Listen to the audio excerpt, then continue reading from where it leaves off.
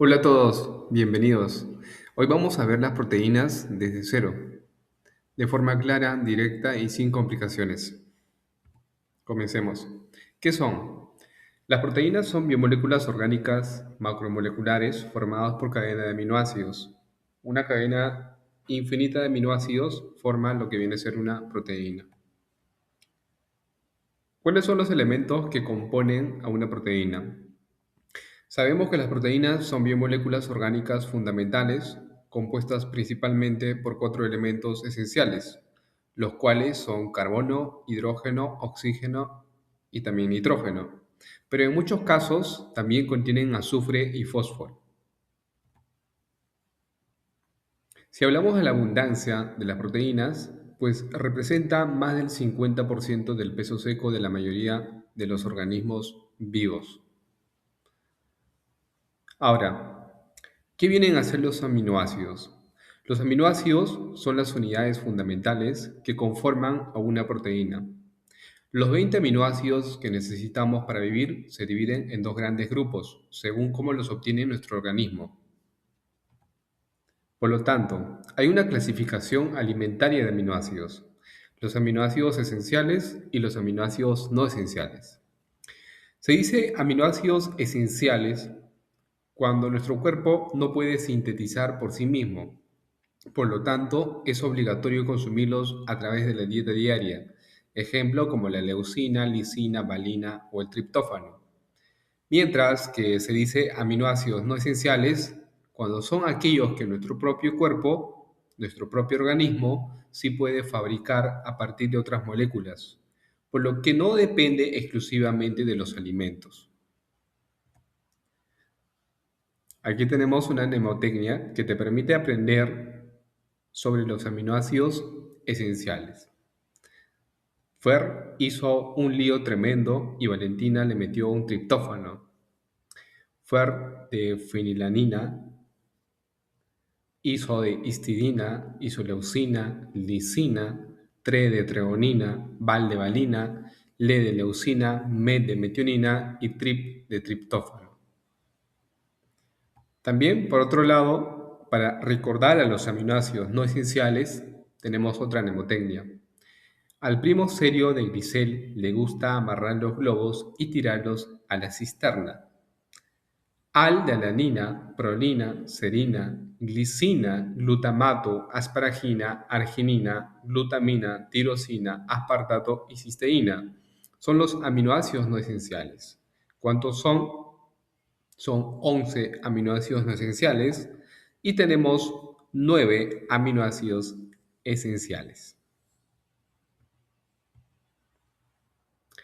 Recordar siempre que si hablamos de la estructura de un aminoácido, saber que tiene un grupo amino, un grupo carboxilo, un átomo de hidrógeno y una cadena lateral o grupo R. ¿Qué es lo que le diferencia a un aminoácido de otro y de las propiedades químicas únicas? Esto de aquí va a estar unido por un enlace covalente al carboxilo y al del grupo amino, por un enlace llamado enlace peptídico. Por otro lado, si hablamos ya de la nomenclatura de las proteínas, podemos tener los dipéptidos, di viene de dos, o sea, formado por dos aminoácidos. Si tenemos la unión de 2 a 10 aminoácidos, se va a llamar oligopéptido. Y si tenemos más de 10 aminoácidos, se va a llamar un polipéptido. ¿Y qué pasa si tenemos la unión de más de 50 aminoácidos? Se va a llamar proteína. Por lo tanto, esta nomenclatura es importante que tú sepas. Si hablamos de los niveles de estructura proteica de la proteína, o conocido también como el nivel de organización de una proteína, lo catalogamos en cuatro: estructura primaria, estructura secundaria, estructura terciaria y estructura cuaternaria. Para que una proteína funcione, no basta con tener aminoácidos alineados, debe plegarse en el espacio de forma tridimensional y estas son los cuatro niveles de organización estructural. Si hablamos de la estructura primaria, es la secuencia lineal simple de aminoácidos unidos por enlaces peptídicos. Esto define muy bien la identidad de la proteína, el orden exacto de la cadena. Por otro lado, si vemos la estructura secundaria, la cadena lineal empieza a plegarse sobre sí misma debido a puentes de hidrógeno. Se forman dos patrones principales, la alfa hélice, que forma en espiral, y la hoja plegada beta, que forma un zigzag o fuelle. Ahora, en la estructura terciaria, la estructura se pliega aún más en tres dimensiones. Adquiere una forma tridimensional activa y funcional, ya sea globular o fibrosa, pues aquí van a intervenir enlaces más fuertes como los puentes disulfuro, interacciones hidrofóbicas y enlaces iónicos. En la estructura cuaternaria ocurre cuando dos o más cadenas polipeptídicas y estas cadenas polipeptídicas independientes se unen para formar un complejo funcional más grande. Un ejemplo clásico es la hemoglobina, formado por cuatro cadenas combinadas.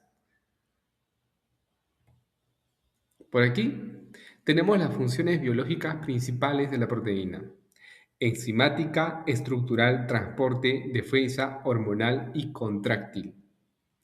En la enzimática, sabemos que las enzimas catalizan las reacciones bioquímicas, por ejemplo, la milasa, la lactasa, que son los principales enzimas que se pueden nombrar.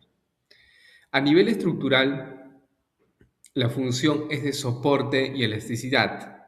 Ejemplo, el colágeno y queratina.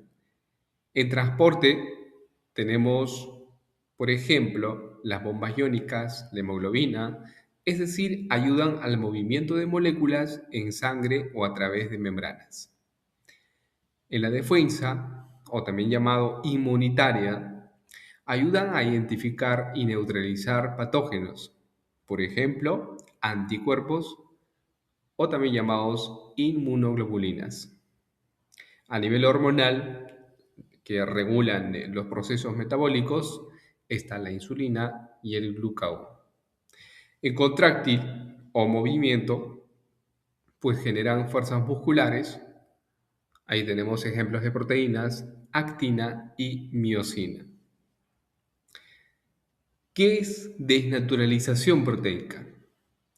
Es la pérdida de la estructura tridimensional, principalmente terciaria y secundaria, y va a mantener intacta la primaria.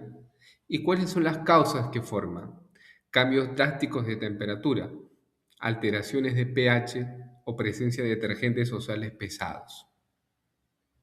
Por ejemplo, tú tienes ahí un tubérculo, lo vas a meter en el agua caliente, de hecho que se va a sancochar, y esa es una alteración proteica.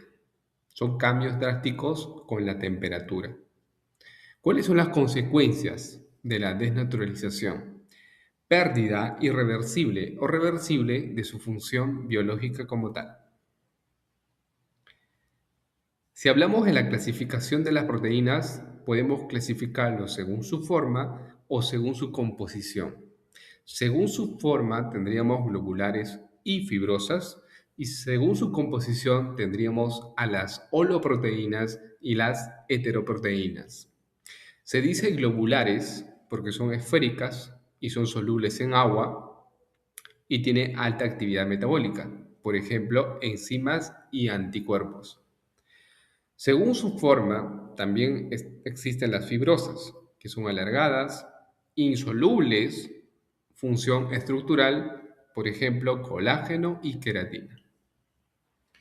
Según su composición, tenemos a las holoproteínas, que están compuestas únicamente por aminoácidos, y las heteroproteínas, que posee una parte no proteica llamado grupo prostético. Como ejemplo tenemos a las glucoproteínas y a las hemoproteínas. Para finalizar, los aspectos nutricionales y el valor biológico son los siguientes. Rendimiento energético, 4 kilocalorías por gramo, con las funciones secundarias no prioritarias. Alto valor biológico, contienen todos los aminoácidos esenciales en proporciones adecuadas, ya sea de origen animal, como el huevo, leche y carnes. Bajo medio valor biológico. Carecen de uno o más aminoácidos esenciales, de origen vegetal, como legumbres, cereales, frutos secos. Y listo. Ya conoces la definición, los aminoácidos, la estructura, las funciones y la clasificación de las proteínas. Si este resumen claro te ayudó a estudiar o repasar para tus exámenes, dale me gusta, suscríbete al canal y déjame en los comentarios qué otro tema de biología te gustaría hablar desde cero. Nos vemos en la próxima clase. Chaucito.